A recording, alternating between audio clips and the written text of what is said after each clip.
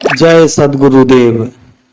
प्रिय बंधुओं, इस सृष्टि में छह नित्य अनादि तत्व हैं। इन छह नित्य अनादि तत्व में चार चेतन है, एक जड़ है, एक जड़ चेतन से रहित है। चार जो नित्य पदार्थ हैं उसमें पहला परमात्मा, दूसरा अक्षर, तीसरा जीव, चौथा सद्गुरु। जड़ पांचवा पदार्थ प्रकृति है। जड़ चेतन से रहित छठा पदार्थ काल है। प्रिय बंधुओं, इस सृष्टि में यही छह नित्य पदार्थ हैं। इन पदार्थों का, इन तत्वों का कोई किसी का कारण नहीं है। सभी नित्य हैं, अनादि हैं और सत्य हैं। किंतु परमात्मा तीन पाद में विशुद्ध स्वरूप में रहता है। उसके तीन पाद में जो विशुद्ध स्वरूप में है, वहां पर न तो प्रकृति रहती है, न तो काल रहता है, न तो अक्षर रहता है। उस तीन पाद विशुद्ध में मुक्त आत्माएं रह सकती हैं। यही छह नित्य पदार्थों की विशेषता है। सद्गुरु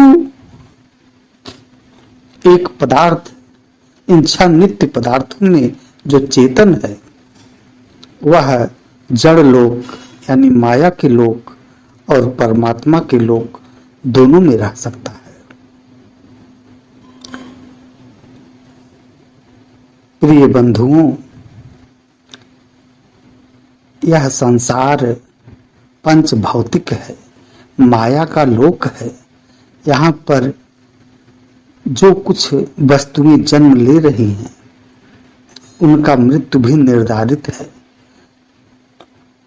प्रारब्ध पहले बना पाछे बना शरीर।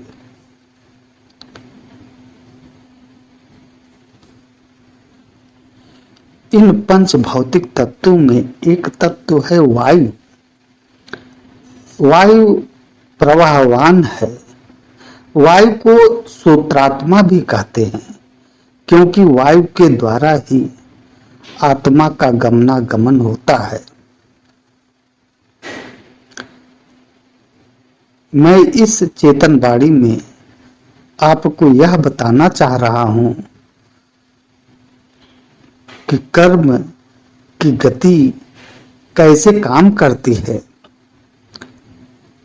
जीव को सुख दुख कब और क्यों आते हैं। प्रिय बंधुओं, यदि आप किसी को सुख देकर सुखी हो रहे हैं तो आपके पास सुख ही सुख आता रहेगा।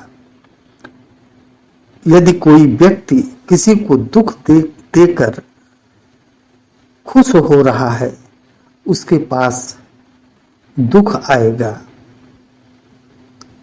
क्योंकि आत्मा के अंदर परम आत्मा बैठा हुआ है। चार जो अंतःकरण हैं, मन बुद्धि चित्त अहंकार, उसी चित्त में मनुष्य के सारे कर्म नोट किए जाते हैं और वही कर्म संचित के रूप में इस जन्म में जमा होता रहता है। जैसे ही आप किसी को दुख दे करके खुश हुए, वैसे ही आपके चित्त में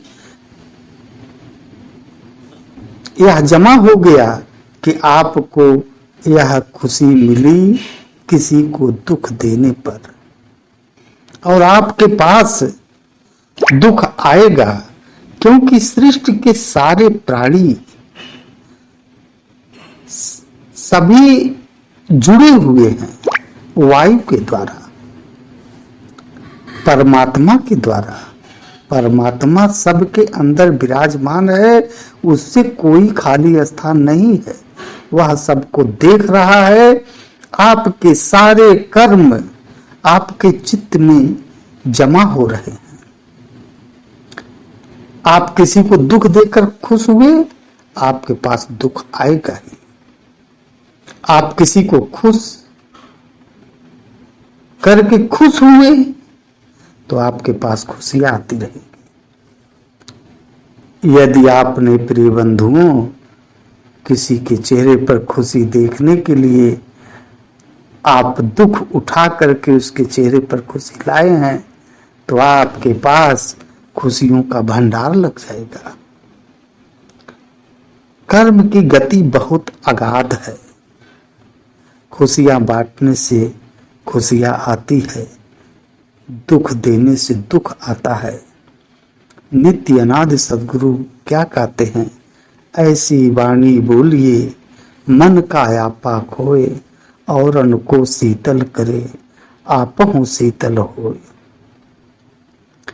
दूसरे को प्रेम करिए, करुणा बनाए रखिए, दया दूसरे पर बनाए रखिए। प्रिय बंधुओं, आपके पास खुशियों का अंबार लग जाएगा। कोई चालाकी नहीं लग सकती है। आप किसी लूले लंगड़े, किसी अंधे, किसी असहाय व्यक्ति को देखकर जैसे ही खुश होंगे, तो आपके उसी चित्त में जमा होगा और आपके सामने वह प्रकट होगा, और आप पर भी लोग देख करके हंसेंगे। कर्म ही तो एक ऐसा है जो हमारे सामने खड़ा होता है। जब किसी व्यक्ति के सामने विपत्ति आती है, उसे यह भान नहीं रहता कि उसी का कर्म ही आकर के खड़ा हो गया है। चाहे वो प्रारब्ध का कर्म हो, चाहे क्रियमाण्य का कर्म हो। प्रिय बंधुओं, संचित कर्म में से मुट्ठी भर कर्म उठा करके प्रारब्ध कर्म से इस शरीर की रचना की जाती है। इस जन्म में जो कुछ आप और हम कर रहे हैं वह क्रियमाण्य कर्म है। क्रियमाण्य कर्मों का फल कुछ का तत्काल मिल जाता है, कुछ उसी चित्त में जमा रहते हैं और उनका फल अगले जन्म में भोगना पड़ता है। और यह संसार कर्म से ही बना है और हमारा शरीर कर्म से बना है। यह संसार की विचित्रता जो दिखाई दे रही है, यह जीव के कर्मों की विचित्रता के कारण है। संसार धीरे धीरे विचित्र होता जा रहा है। जैसे जैसे यह संसार आगे बढ़ रहा है, विचित्र होता जा रहा है, क्योंकि जीव की जो कर्म हैं वो विचित्र होते जा रहे हैं। विचित्र कर्म होने से विचित्र कर्मों का प्रारब्ध लेकर के जीव इस धराधाम पर आ रहा है और यह संसार भी विचित्र हो रहा है। यह सृष्टि की जो रचना होती है, अक्षर, माया और जीव के द्वारा रचना होती है। अक्षर यानी ब्रह्म है, इस सृष्टि का उपादान कारण है। जीव साधारण कारण है। अक्षर उपादान कारण नहीं बंधुओं, निमित्त कारण है। प्रकृति उपादान कारण है, जीव साधारण कारण है। और इन सब की जो सृष्टि की रचनाकार है वह परम प्रभु परमात्मा है। वह सबका स्वामी, सबका नियंता है। ये सब जहां रहते हैं,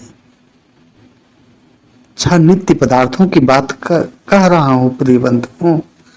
छह नित्य पदार्थों में पांच पदार्थ जहां रहते हैं वहां परमात्मा रहता है, किंतु यह कोई आवश्यक नहीं कि परमात्मा जहां रह रहा हो वहां पर ये पांचों पदार्थ रह रहे हों। यह बात भी सत्य है कि परमात्मा जो तीन पाद में विशुद्ध अमृतमय है उसमें जीव रहते हैं। मुक्त अवस्था में वह कभी खाली नहीं होता है, वहां से जीवों का पतन होता है और यहाँ पर कालमय लोक से यानी जड़मय लोक से जीवों की मुक्ति भी होती है। जीवों का यह चक्र चलता रहता है। प्रिय बंधुओं, अतः हमें करुणा, प्रेम, दया, त्याग, सहिष्णुता, धर्म, ये जो मनुष्यता के गुण हैं उन्हें धारण किए रहना चाहिए। यह सदैव ध्यान रखना चाहिए कि मेरे द्वारा कोई दुखी ना हो। जैसे ही दुख पहुंचेगा वैसे ही इस चराचर जगत में इन छह नित्य पदार्थों से ऐसा ताना बाना बुना हुआ है, आपके पास वह लौट कर आएगा। किसी की ताकत नहीं होती है कि उसे रोक ले।